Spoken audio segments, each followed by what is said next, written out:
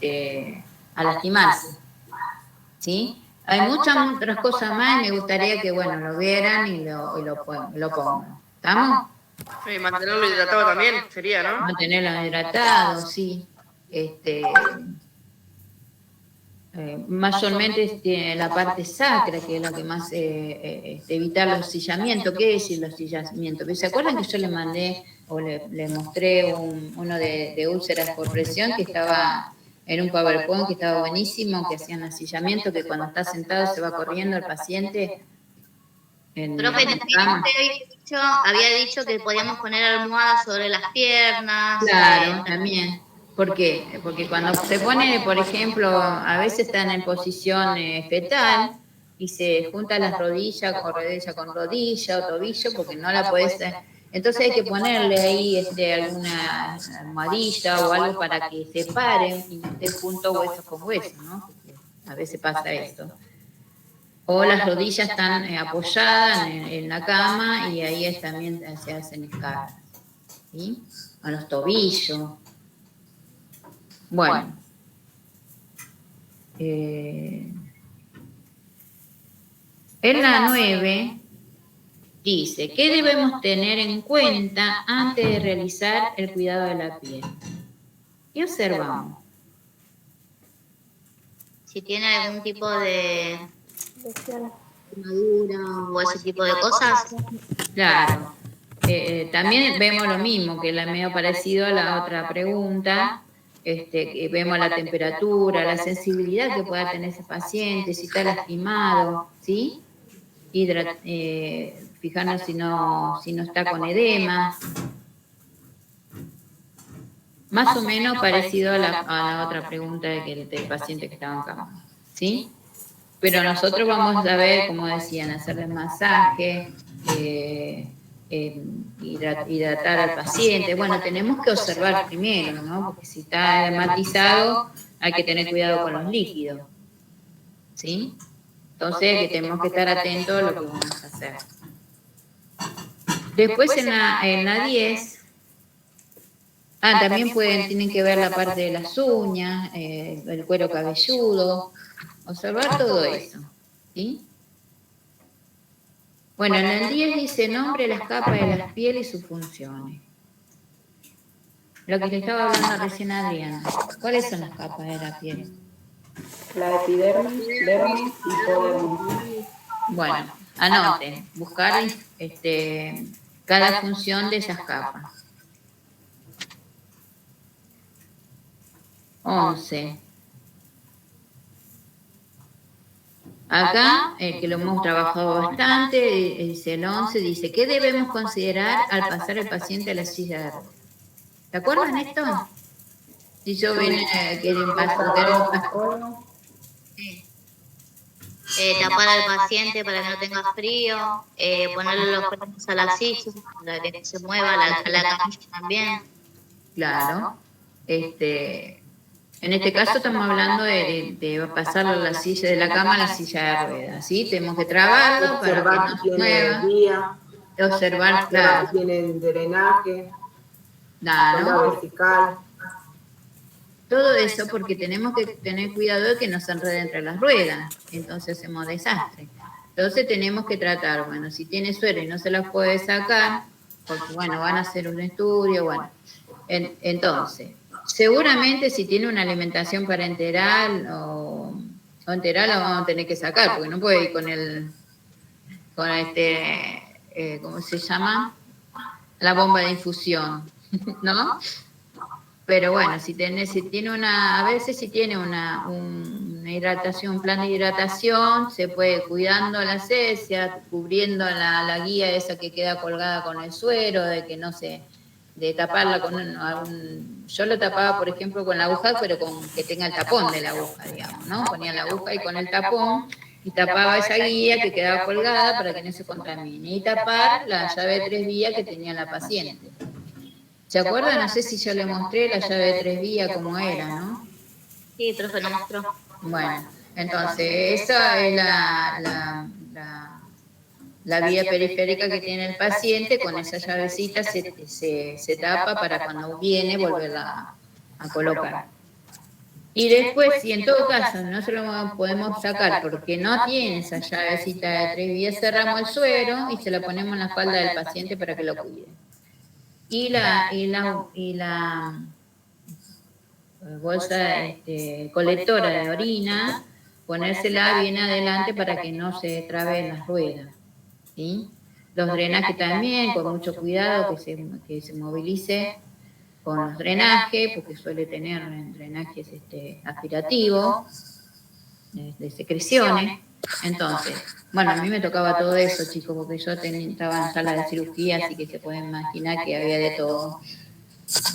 Y bueno, y así lo llevaban para hacerle, a cubrir la paciente, cubrir la silla. ¿Se acuerdan que había que cubrir la silla antes de poner el paciente? Que esa silla esté higienizada. Algún protector poner en esa silla. Y cuando desocupamos la silla, limpiarla con agua oxigenada o alcohol para que quede limpia. No podemos dejarla así, ¿sí? Más si es una paciente incontinente. Bueno, más o menos después buscan si falta algo más, lo van anotando. La 12, en hombres los fluidos considerados potencialmente infestantes. ¿Se acuerdan algunos? Esa también capaz que sea pregunta de Chocobar, ¿no? Claro, pues. La sangre, la leche materna, la orina, ¿no? Líquido amniótico. No, la orina es contaminante, pero no es potencialmente contaminante. No, la orina no. ¿Sí? La sangre, la vacuna, todas las secreciones que salen del organismo, digamos, que son patológicas.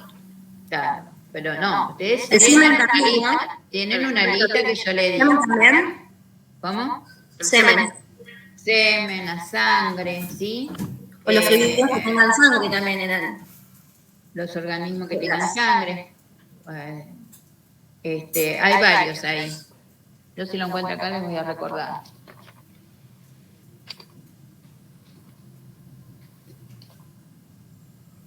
A ver, yo lo recuerdo. Sangre, semen, secreciones vaginales, leche materna, líquido cefalorraquídeo, líquido sinovial, líquido pleural, líquido amniótico, líquido peritoneal, líquido pericárdico, y bueno, cualquier otro contaminante que tenga sangre. Las otras son contaminantes, pero no son potencialmente contaminantes, ¿sí? Ahí que por supuesto que tenemos que tener cuidado con nosotros, pues en la orina, la materia fecal, pero a veces tenemos que la materia fecal, por ejemplo, la melena, que tiene sangre. ¿Cómo descubrimos que tiene sangre? Ponemos agua oxigenada, se hace burbuja, espuma, digamos, es porque tiene sangre. La orina, si tiene sangre, tenemos que tener cuidado cuando vamos a descartar, cuidarnos los ojos también, porque cualquier salpicadura a los ojos ya nos estamos contaminando. ¿Sí?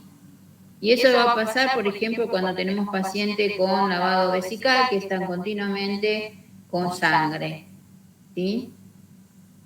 La orina con el agua que se va haciendo el lavado y tiene sangre a su vez.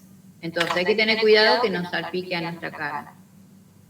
Por eso tenemos que estar cubiertos cuando hacemos esta manipulación. Bueno, ¿van entendiendo ahí? A ver, ¿por qué número íbamos? Acá, el 13. ¿Cuáles son las acciones de enfermería en el baño del paciente independiente? A ver si se acuerdan. Es un paciente independiente, pero está internado porque se está recuperando o no tiene tanta patología como para que esté acostado todo el día. Y puede movilizarse, hacer su higiene, pero no quiere decir que no necesita ayuda, porque a veces se puede levantar, ir al baño, pero puede estar un poco débil, ¿sí? Hay que acompañarlo, ¿sí? Pero se baña solo. Darle los elementos, ¿sí? Que no le falte su toalla, su jabón. Acuérdense que el jabón siempre tiene que ser neutro cuando están internados, por lo menos hasta que se decida lo contrario. porque los perfumados no ayudan a la recuperación de la piel ni nada por el estilo. ¿Sí? Entonces, hay jabones, por ejemplo, el DAP está bueno porque tiene mucha crema para hidratarlo, pero son los menos. Muchas veces los familiares les llevan esos jabones perfumados, así que no, les hace mal eso. Por lo menos mientras están internados. Después, si no tiene nada en la piel y quiere utilizarlo, bueno, no puede utilizar. Pero mayormente tiene que ser neutro. Bueno, fijarse si le falta, si quiere lavarse la cabeza, si tiene el champú, ¿sí? Nosotros tenemos que alcanzarle los elementos, observar si el paciente está cómodo, no se marea, si no, colaborar con él y tratar de estar en lo posible atrás de la puerta del baño, como me ha pasado a mí, porque a veces no quieren que uno esté. Depende, ¿no? Depende. Si por ahí está una mujer, no tiene problema, pero es un varón y son las enfermeras, a veces no quieren saber nada. Pero tratamos de cuidar de que no se vaya a desmayar, que se puede golpear la cabeza, ¿sí? Hay que estar atento.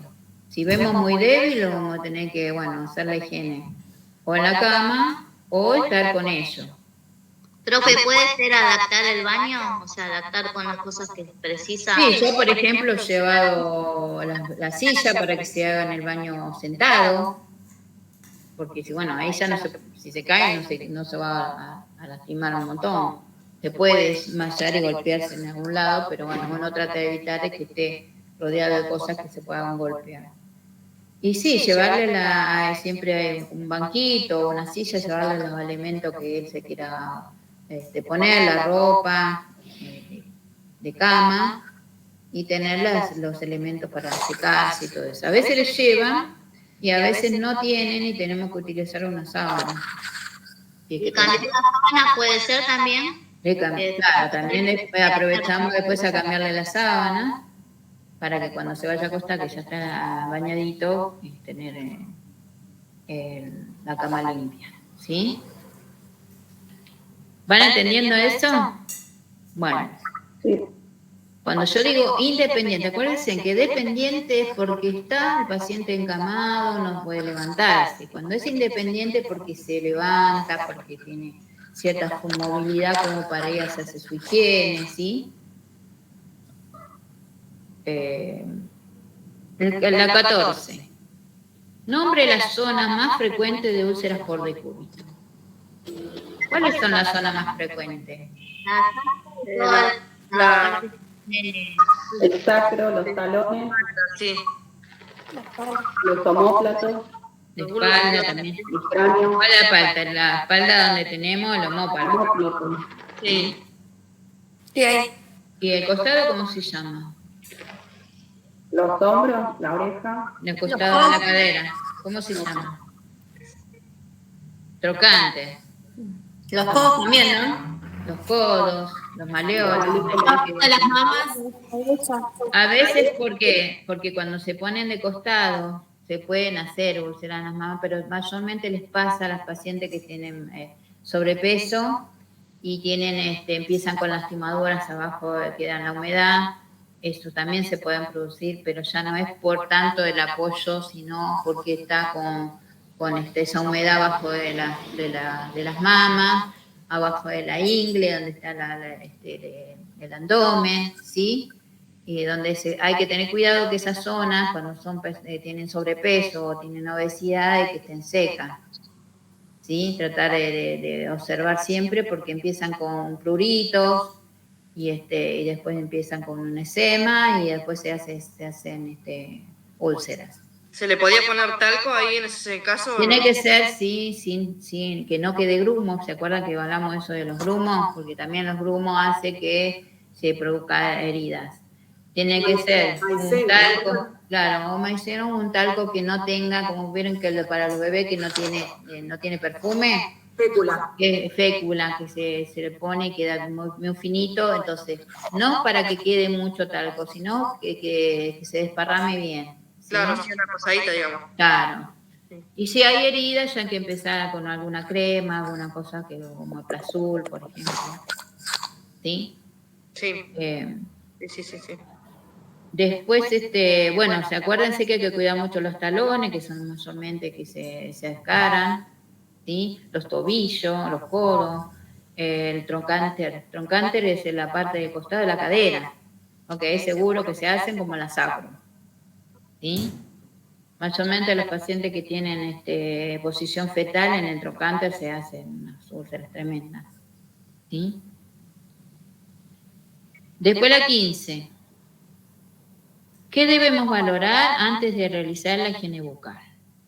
¿Se acuerdan que yo le dije antes de realizar la higiene bucal? Por ejemplo, un paciente que está débil, que queremos hacer una higiene bucal, ¿sí? O si un paciente que se puede movilizar, pero hay que fijarse que lo que tiene en la boca, ¿qué puede haber? Úlceras bucales, caries, gingivitis. Eso está en el apunte que yo les mandé. ¿Se acuerdan lo que es halitosis? No. ¿El mal aliento? Mal aliento, muy bien. ¿Cómo dijo el nombre, profe? Halitosis, está ahí en el apunte, está muy clarito. En el apunte, en la parte de higiene bucal. Bueno, hay algunas otras más que después la tienen que ir viendo, ¿sí? Yo le anoté algunas para que se vayan acordando. La 16 hablamos de los cambios de bolsa de colostomía e hilostomía. Cuando hacemos un cambio de bolsa de colostomía, antes de realizar el cambio de bolsa de colostomía y hilostomía, ¿qué debemos valorar? A ver si se acuerdan. La piel, ¿no?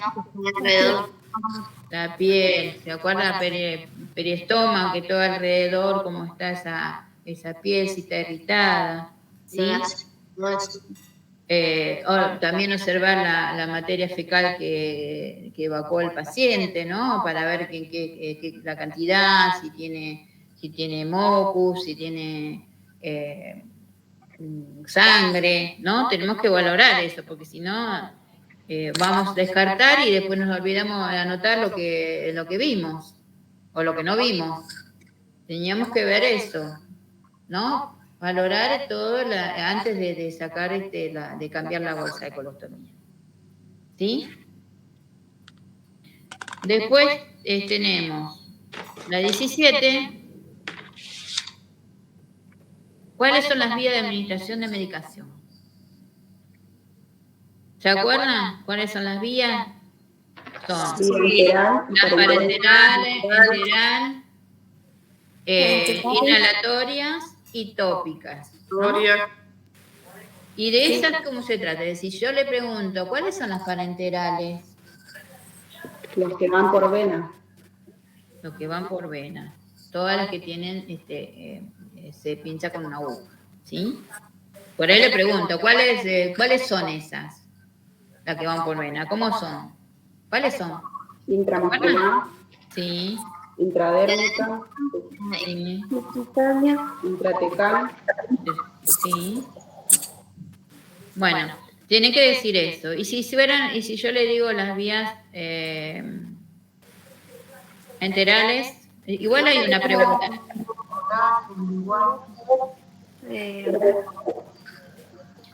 Nunca se olviden de la gastrotomía, ¿sí? ¿Se acuerdan que íbamos por gastrotomía, botón gástrico también, la medicación? ¿Sí? Si yo digo tópicas, ¿cuáles son? Las cremas. Piel y mucosa. Primero tienen que decir piel y mucosa. ¿Sí? Acuérdense, piel y mucosa, ¿qué quiere decir? Bueno, que pueden ser por el oído, gotas en el oído, gotas en la nariz, ¿sí? En los ojos, cremas en la piel, ¿sí? Y además, vaginal, porque también es mucosa, ¿sí? Sí. Ya por la mucosa. Ese es cuando te mandan cuando te indican los óvulos, ¿puede ser?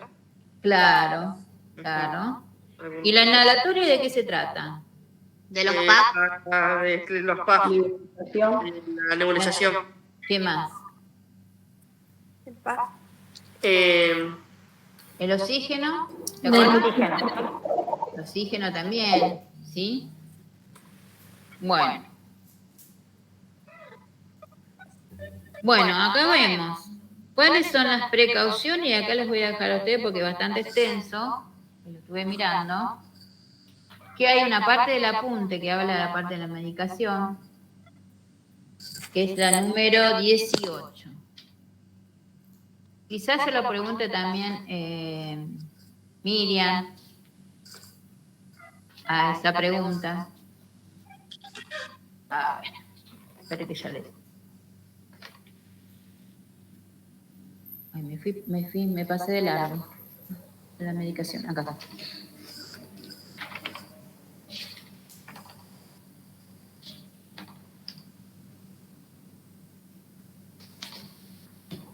Ahí está la hojita. Yo le pregunto acá, le muestro la hojita para que se acuerden. Sí, esa la tengo. Bueno, esa está en la pregunta esta está en la hoja 134, anote porque por ahí se pierden. Dice, ¿cuáles son las precauciones que debemos tener antes de administrar la medicación? Entonces, hay varias. Yo anoté algunas que la puse en color, que puse, no intente descifrar escritura ilegible. Es decir, cuando uno va a medicar, no es adivinar qué lo tengo que medicar. Si no, estoy segura, tengo que volver y decirle al médico, mira, me escribe clara la indicación porque no sé de lo que me está hablando acá. Por favor, me escribe claro, en imprenta si es posible, que deberían poner. Después leer varias veces y cuidadosamente la etiqueta de la medicación. Profe, en ese era un trabajo que habíamos hecho, eran varios. Por eso, eran varios. Yo no le pido todo, pero por lo menos que me sepan decir 4 o 5. ¿Sí? Claro, yo creo que le hice hacer un trabajo con este tema, porque es muy importante. Bueno, prestar atención con nombres similares, bueno, todo eso que hicieron en ese trabajo, bueno, lo repasan y que es esta pregunta, ¿sí? ¿Entran los 5 correctos acá? Profe, también, No, le puse en otra pregunta los 5 correctos. Ah, listo, listo. también lo tomó el segundo parcial. También. ¿Lo tomó con eso? Sí, sí. Entonces te habrá quedado. Me quería aclarar eso porque ¿Puede ser profe, verificar el vencimiento también? verificar el vencimiento, porque a veces están vencidas, te la ponen ahí, y entonces hay que... Por eso yo dije, mirar 3 veces la medicación, observar si está vencida, ¿sí? Y si no, tenemos que buscar otra, o si no tenemos, pedirla a farmacia o pedir la supervisión que nos consiga, ¿sí? El fabricante, profe. Está bien. Sí, lo que pasa es que cuando estamos trabajando en un lugar, te depende de la farmacia. Yo lo puse así. Bueno, el fabricante no, ¿por qué? Porque se supone que la farmacia compra medicación que no está vencida. Lo que pasa es que después, una vez que te la mandan, hay que... Sería lo importante, el vencimiento. Claro, es importante el vencimiento. ¿Qué pasa? Cuando nosotros tenemos una vitrina donde tenemos medicación, también tenemos que hacer una revisión de esa medicación. Ver si están vencidas, sacar lo que está vencido, enviarlo a farmacia para que nos recuperemos una nueva medicación con la vencimiento total, ¿no? ¿Cómo? No ves nada, Diego está por aquí. Yo como comí helado con leche vi Ay, bolitas negras. ¿quién está hablando? Porfi. Fabiola. Ay, perdón. Bueno, ¿van atendiendo el tema de esta pregunta 18? Sí, profe. Sí, sí, sí. Y ahí sí, en la 19 le puse nombre de los 5 correctos y en qué consiste cada uno. ¿Sí? Dosis correcta, más o menos me dicen más de qué se trata, horario correcto, de qué se trata, paciente correcto, qué tenemos que tener en cuenta para ser paciente correcto, Claro, si hay que dar el paciente correcto, encontramos el nombre, el apellido, ¿sí?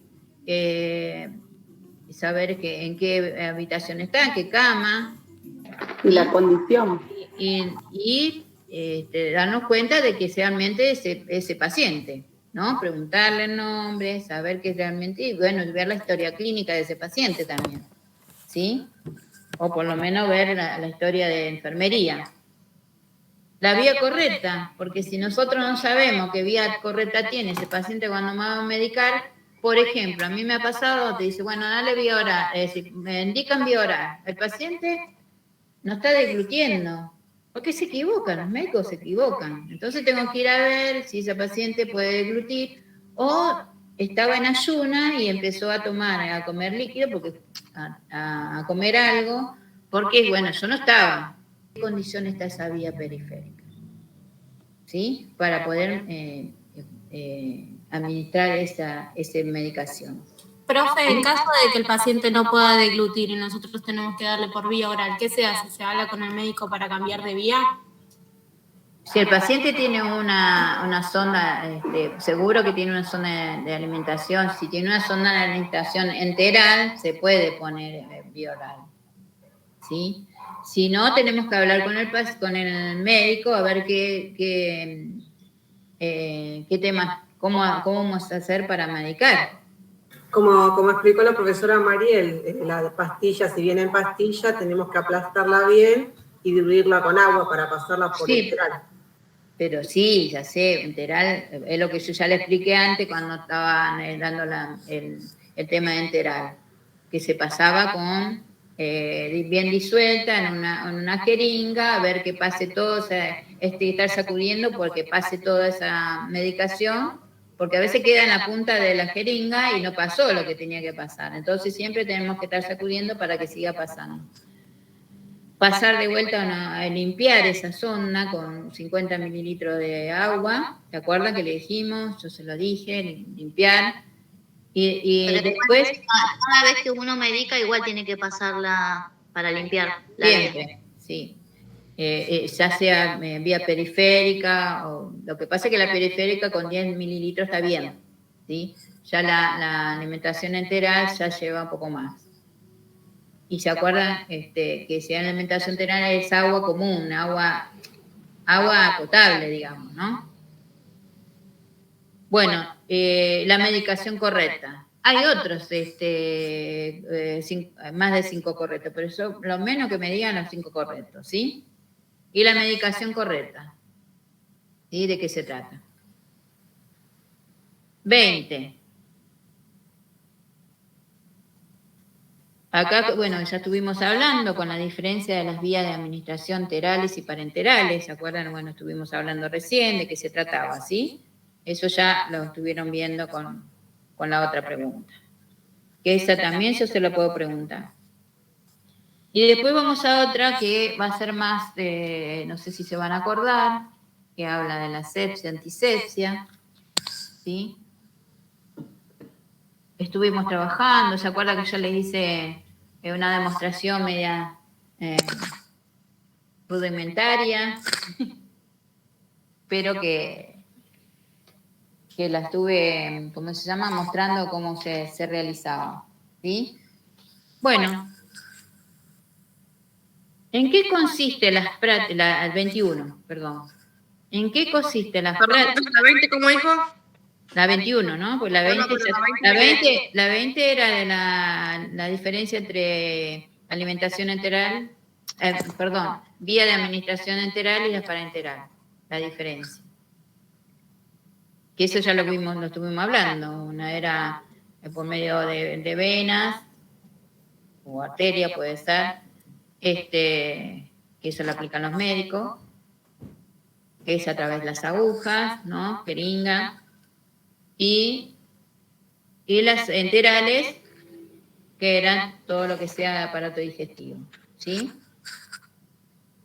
Ahora vamos a la 21, que estamos a ver. ¿En qué consiste las prácticas de asepsias médicas y las asepsias quirúrgicas? ¿Se acuerdan de qué se trataba las asepsias médicas? La médica era cómo tiene que estar la enfermera vestida el uso de guantes correcto, el uso de gafas y todo eso, ¿no? Claro. No solamente esto, nosotros cuando vamos a ir a trabajar, tenemos que llevar nuestro ambo limpio para cambiarnos después, ¿sí? Entonces, nosotros tenemos que estar con nuestro cabello limpio, recogido, ¿sí? Llegar a la sala ya cambiada, cuando nos cambiamos en el área que tenemos que cambiarnos, con el ambo limpio, ¿sí? Y ahora, bueno, también con todos los medios de protección que se utiliza ahora en el momento, ¿no? Que es el camisolín, todo eso. Pero primero, cuando vamos a entrar a nuestro office, entramos con el ambo limpio, nosotros, con la piel cuidada, ¿sí? Los zapatos adecuados. ¿Puede ser mantener el office limpio y ordenado? También tener el office limpio y ordenado, ¿sí? Porque si no, no podemos trabajar. Entonces, a mí me ha pasado, yo creo que se los conté, que iba a trabajar, era voluntaria. Empecé de voluntaria 1 mes y pico en un hospital para perderle el miedo, digamos, a poder trabajar. Y bueno, yo cuando llegaba el lunes, porque iba de lunes a viernes, el que trabajaba el fin de semana me dejaba todo con las bandejas llenas de sangre, algodones, agujas, frascos tirados por acá, por allá. No debería pasar eso, porque eso es una falta de respeto a nuestro compañero. Además, ¿Sí? Eso no tiene que pasar. Pero si pasa, o vemos que aunque no hayan dejado limpio, porque a veces a mí me lo han dejado siempre limpio, pero yo sigo, ¿viste? Yo voy, llego, le paso el alcohol, le paso las bandejas, las lavo con jabón. Y entonces, preocuparse porque nuestro office esté ordenado y limpio. Y tener los utensilios que necesitamos para trabajar, preparar las cosas, ¿sí? Bueno, también que tenemos que ocuparnos de que el paciente esté también, no cuidado, su área, el paciente esté en condiciones, ¿sí? En higiene. Todo tiene que ver con la asepsia. ¿No? El mobiliario sería el paciente. ¿Cómo? Claro, el mobiliario del paciente, que tiene la mesa, tiene la mesita. La unidad del paciente, ¿no? La unidad del paciente, ¿sí? Eso sería la unidad del paciente, donde tiene su mesa para desayunar o comer, tiene las mesitas donde apoya sus cosas, con los cajones. Pues a mí me ha pasado, por ejemplo, que yo he llegado y los pacientes tienen la cuestión de guardar a veces comida o caramelos o galletitas dentro del cajoncito y no está bien cubierto. Y si hay hormigas, se llena de hormigas y como a los hospitales, mayormente cuando son hospitales que están muy viejos, van a aparecer.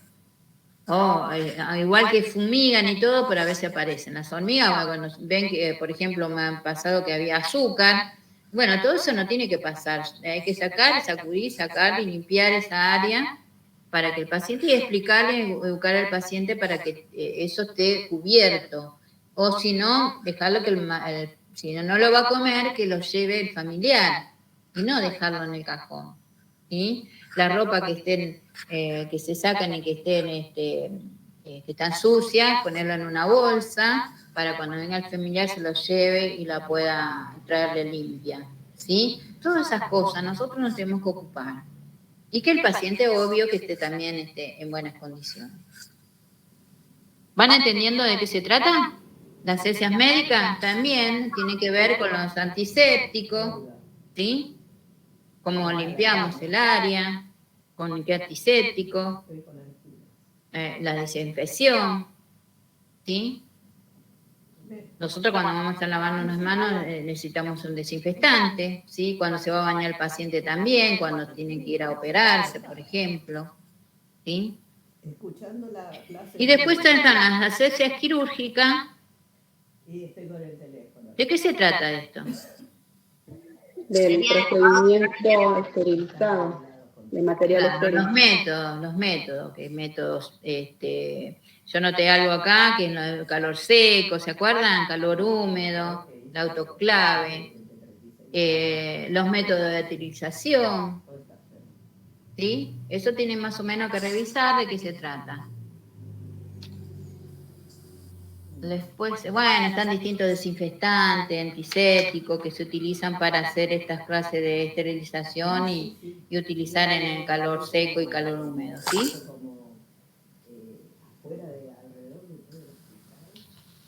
¿Se acuerda que están los óxidos de etileno, glutaraldehído? Bueno, por eso yo no les voy a preguntar. Lo importante es que ustedes sepan de qué se trata, ¿sí?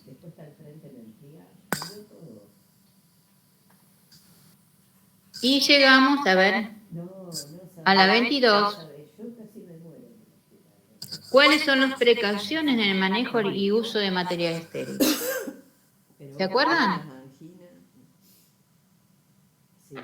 El uso del material, ¿cómo tiene que estar? ¿Cuáles son las precauciones en el manejo y uso de material estéril? Las precauciones. ¿Se acuerdan cuando nosotros tenemos que manejar, pasarle al médico, a la enfermera que está trabajando? Ofrecerle los materiales. Sí. ¿Se acuerdan que yo les dije cómo se tenía que hacer? Que nuestro ambos no tenía que tocar la mesa de donde estaba todo estéril. ¿Sí? Nuestro cuerpo no puede tocar.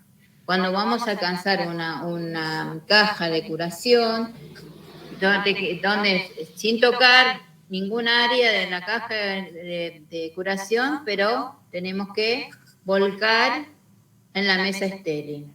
¿Se acuerda que ni era muy bajo ni muy alto?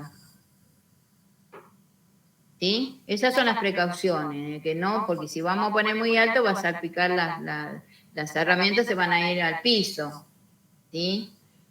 Cuando vamos a abrir una gasa, no tocarla, es decir, tratar de abrir el paquete y tirarla arriba de la mesa estéril. O ofrecérsela al médico o a la enfermera que está haciendo el procedimiento. ¿Sí? O si nosotros tenemos que preparar un campo estéril, vamos a tirar las gasas, vamos a preparar nuestro campo, tirando las cosas ahí para poder trabajar luego. ¿Sí? Sin tocar eso. Esas son las precauciones y tienen que buscar un poquito más. La 23.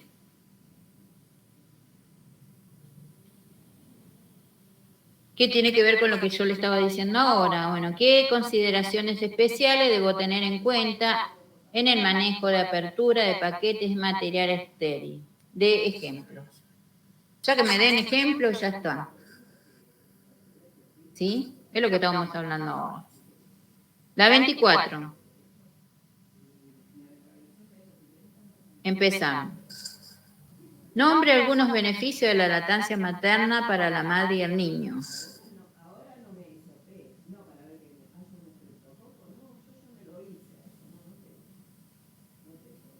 ¿Se acuerdan cuáles son los beneficios? Bueno, tienen que saber la madre y el niño cuáles son los beneficios. Algunos, pero que me tienen que decir, no se queden ahí cortadas que no saben. El gasto económico es lo más importante. La involución uterina también. La monese. Todos son importantes porque en realidad la paciente también puede disminuir de peso, ¿no? Porque absorbe todas las grasas, la amamantar, en este caso para la mamá, la involución uterina, las pérdidas, son menos pérdidas, ¿sí? La favorece la simbiosis madre-niño, ¿no? El vínculo. Evita el cáncer también de mama. Evita el cáncer de mama, ¿sí? Miren cuántas cosas saben. Después la 25. ¿Cómo se debe realizar la higiene en las mamas? De manera circular con un pañito tibio, de agua tibia. Después secarse bien, pasarse crema. Sí. ¿Con jabón neutro? Con jabón neutro. Sí. O con la misma leche materna también se puede limpiar el pecho. En la vocecita esa. ¿Cuál le dije? ¿La 24? La 25. La 25. Usted debe realizar la higiene de mamas. La 26. ¿Cuáles son los problemas más frecuentes de la lactancia materna? Eso lo saben. Estuvimos viendo. La mastitis. Claro. ¿Qué más? Las turgencias, ¿no? O sea, hay varios. Sí. ¿Sí? Eso así que lo tendrían que rever. El 27.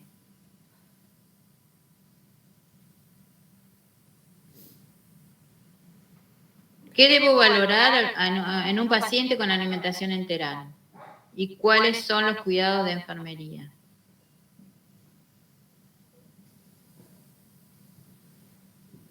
¿Se acuerdan? Que esté bien. Que esté permeable. Claro, No te tampoco.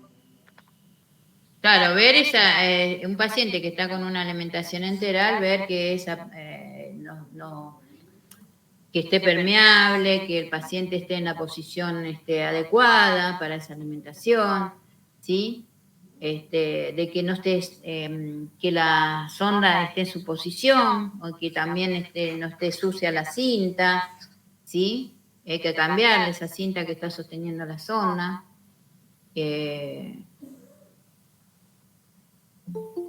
A ver qué. No es mi capa, bueno. Espérame un poquito. Voy a poner.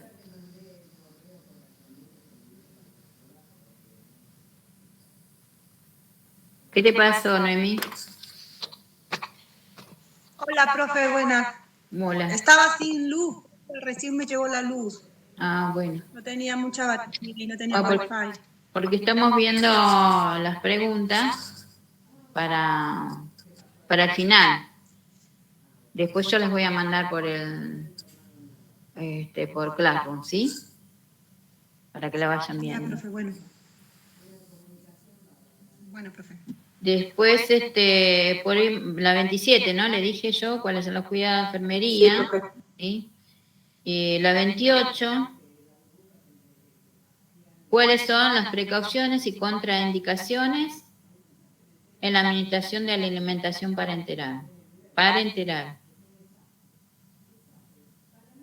¿Eso lo tuvieron ustedes, la parenteral?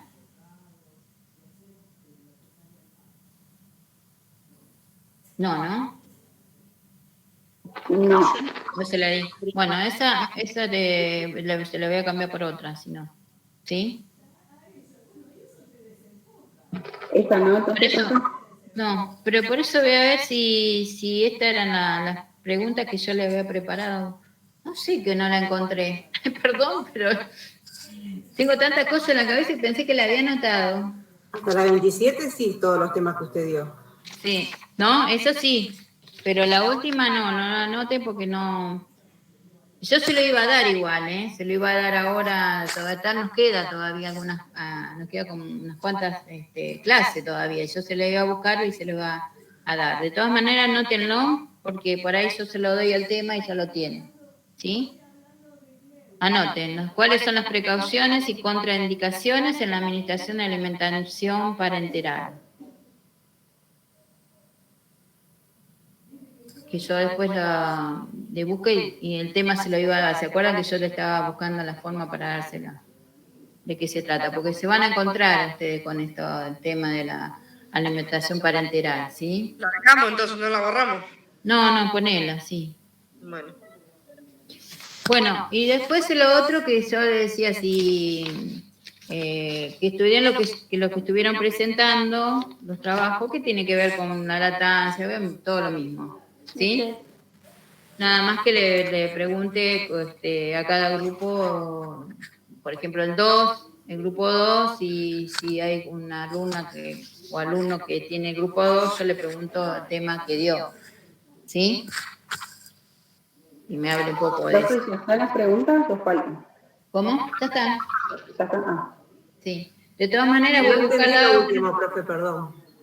Lo que... La última entonces sería lo más que tendría Lo que... último no entendí, ¿qué es lo que estaba diciendo recién? No, yo tampoco entendí eso. Ah, bueno, porque yo lo expliqué hoy. que se acuerdan que ustedes dieron el tercer parcial en grupo de temas. Sí, sí.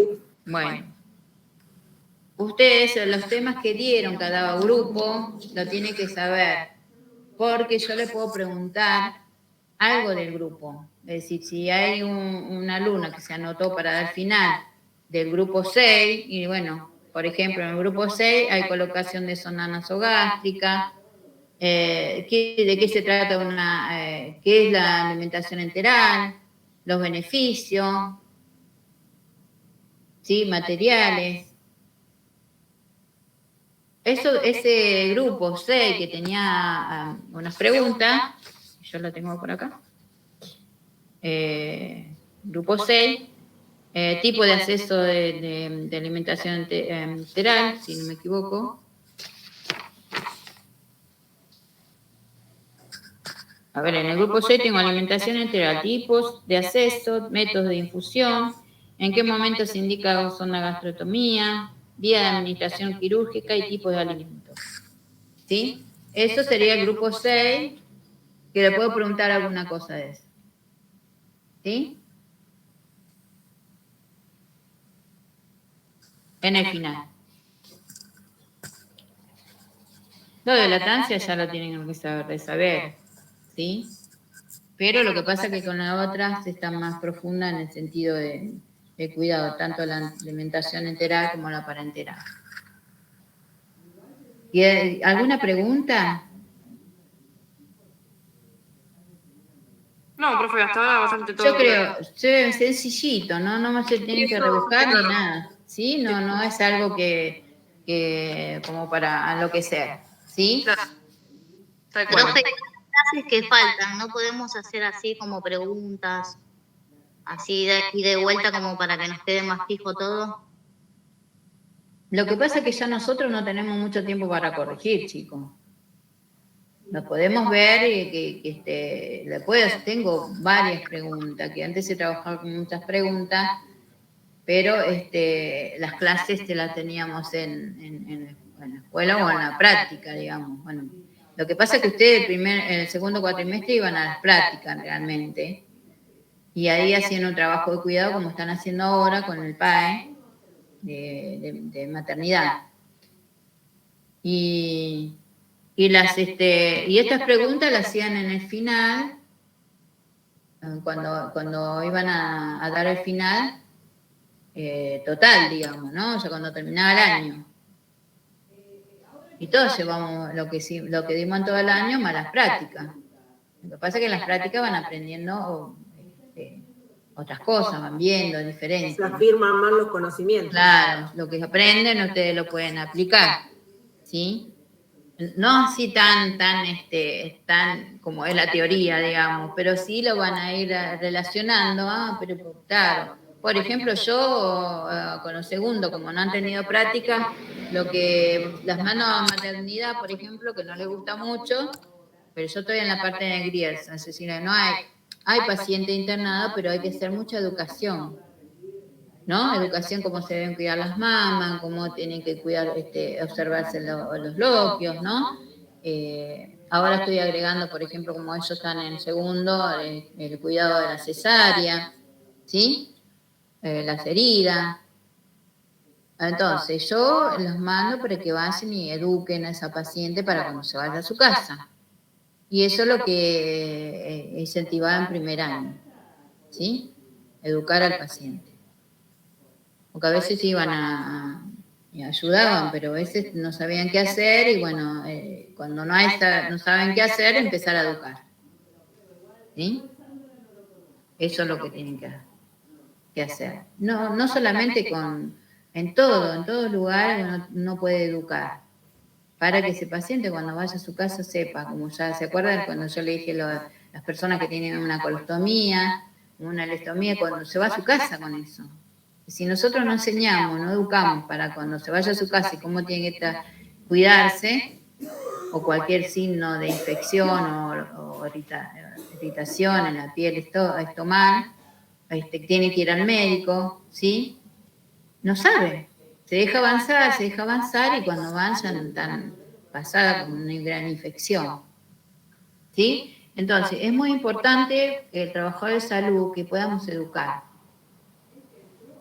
Porque no estamos viviendo en el hospital, estamos de paso. Cualquiera de nosotros puede estar internado por alguna situación. Entonces vamos a estar vulnerables y nos tienen que explicar, porque no todo lo podemos saber. ¿Sí? La gente no sabe que no se puede lavar con un jabón perfumado, que eso le irrita peor, o ponerse un jabón, por ejemplo, antiséptico que lo trae y que no está indicado, porque, por ejemplo, si hace una higiene con jabón antiséptico en la parte íntima, en la parte perianal, eso le produce irritación y no sabe la gente. Y te empieza, para cualquiera de nosotros. Por Te eso, lavan las manos, sacan la flora también, que es la que tenemos. claro, no puede estar continuo. Nosotros, bueno, como enfermeros, pues tenemos que lavarnos las manos a veces con antiséptico porque hacemos un trabajo invasivo, pero las personas normalmente se lavan con jabón, un jabón neutro para mantener esa mano higiene y con higiene. Y no pueden estar continuamente con un jabón antiséptico. ¿Sí? Porque le falta, como dice un compañero, ¿no? Que le pierde la flora natural a la cual evita que entre en el microorganismo, ¿no? La piel se va lastimando, va perdiendo todo eso. ¿Sí? Se va secando, se va escamando y se va lastimando. Bueno, ¿alguna otra pregunta, chiqui? No. He aplicado muchas de las cosas que estudiaron. ¿Sí? Con respecto a la mamá y el niño, ¿sí? Así que primero voy a pasar la organización, que esa sí la anoté, la organización para buscarla. Ahora te la paso. Bueno, por lo menos que sea el BIS, estaba bastante bien la carátula, el índice y la introducción, ¿sí? Acá cuando fueron bueno, después pusieron el caso paciente o así. Valoración del paciente, como título se le había dicho, ¿se acuerdan? Con valoración del paciente, el título, nada más. Después vienen los subtítulos que vienen a ser datos del paciente, que bueno, acá datos del paciente, antecedentes e ingreso, se hicieron todo junto, ¿sí? Entonces, no podemos distinguir de qué estaba hablando, cuáles son los datos, porque en el dato del paciente va los datos de la mamá, con los datos obstétricos también, puede ir hasta ahí, y los datos del niño, porque eso fue lo que pasó, ¿sí? Cuando ponemos antecedentes personales y antecedentes familiares, los tenemos que separar, porque yo no sé si me estaban hablando de los familiares, del paciente, ¿sí? Me ponen antecedentes, ¿se acuerdan que en antecedentes personales van los hábitos, las alergias y los problemas que haya tenido? Si no tiene, bueno, no tiene, ¿sí? Y los antecedentes familiares, que ahí pone antecedentes familiares tanto. Pongan los titulitos, porque así y dejan un reglón. Así no podemos distinguir. ¿Cuándo hacen el ingreso? Yo les dije, que hagan un cuentito. El paciente ingresó por guardia a tal fecha, en tal hospital, no sé. Bueno.